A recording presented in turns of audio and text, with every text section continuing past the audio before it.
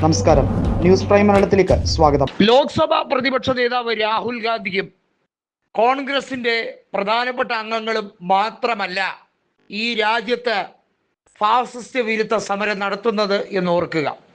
India മുന്നണി എന്ന് പരിഹസിച്ച് നാഴികയ്ക്ക് 40 വട്ടം ഊറിച്ചിരിക്കുമ്പോൾ മനസ്സിലാക്കേണ്ടത് ഈ രാജ്യത്ത് കേവലം 31% വോട്ട് ഷെയർ മാത്രം നേടിയെടുത്ത ഒരു മുന്നണി സംവിധാനം എന്നത് ഭൂരിപക്ഷമാണോ അതോ ന്യൂനപക്ഷമാണോ എന്നുള്ളതാണ്. ഡിവൈഡ് ആൻഡ് റൂൾ ഭരണം എക്കാലവും നിലനിൽക്കില്ല എന്ന് BJPയെ ഓർമ്മിപ്പിക്കുകയാണ് ഇപ്പോൾ അഭിജിത്ത് ദീപ്കയും സംഘവും.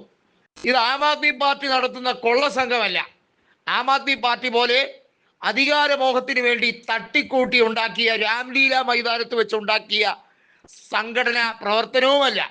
ഇത് ഈ രാജ്യത്തിൻ്റെ ആവശ്യത്തിന് വേണ്ടി, ഈ രാജ്യത്തിൻ്റെ ഭരണയന്ത്രം താറുമാറായി, അത് കേടായി എന്ന് മനസ്സിലായതോടെ ഒരു കൂട്ടം ചെറുപ്പക്കാർ അവർ കൃത്യമായും അവരുടെ ജോലി പോലും ഉപേക്ഷിച്ച് അവർ തെരുവിൽ സമരത്തിനായി ഇറങ്ങുന്നു. ഇന്ന് ഡൽഹിയെങ്കിൽ നാളെ മുംബൈ, കൽക്കട്ട, അതുപോലെ പ്രധാനപ്പെട്ട പല സ്ഥലങ്ങളിലും അവർ സമരം വ്യാപിക്കും. BJPയെ ഭരിക്കുന്ന സംസ്ഥാനങ്ങളിൽ പോലും അവരെ ഭരിക്കാൻ അനുവദിക്കാത്ത വിധത്തിൽ അവരെ മുട്ടുകുത്തിക്കുന്നതായിരിക്കുമെന്ന് അപ്രഖ്യാപിത ലിഖിത വാർത്തയുമായി CJP തന്നെ എത്തുകയാണ്.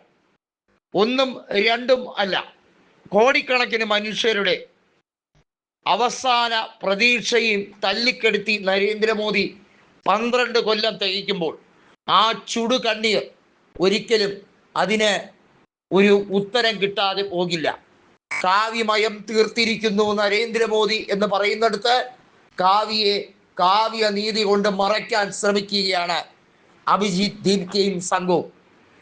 പ്രതിപക്ഷ നേതാവോ കോൺഗ്രസോ ഇന്ത്യ മുന്നണിയോ അതല്ലെങ്കിൽ മോദി വിരുദ്ധരോ മാത്രം നടത്തുന്ന ഒരു മുന്നേറ്റമല്ല.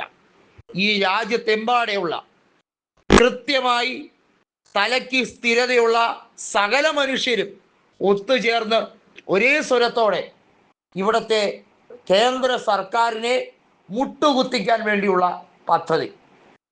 രാഷ്ട്രപതി ദ്രൗപദി മുർമുവിനെ കൊണ്ട് തന്നെ ഈ രാജ്യത്ത് അടിയന്തരാവസ്ഥ ഒപ്പിടിപ്പിക്കാൻ ഒരുപക്ഷെ നരേന്ദ്രമോദി തയ്യാറാകും. 1975 ഇന്ദിരാഗാന്ധി നടത്തിയ അടിയന്തരാവസ്ഥയും പറഞ്ഞാണല്ലോ സംഘപരിവാർ തൊള്ള തുറക്കുന്നത്.